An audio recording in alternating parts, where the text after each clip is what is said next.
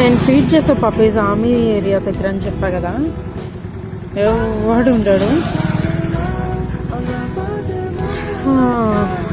నిన్న 3 days వెళ్ళలేదు నాకు బాగోక. వెళ్ళకపోతే ఒకటి చనిపోయింది, ముగ్గురికి ఇంకా బాగాలేదు, తీసుకెళ్తాం. ఒకటైతే తన దగ్గరే వదిలేసా.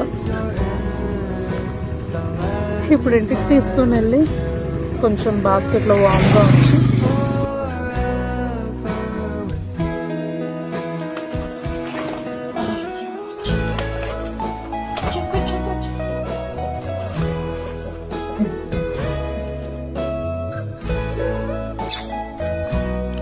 ఏంటో టాన్సిల్స్ లాగా వచ్చింది.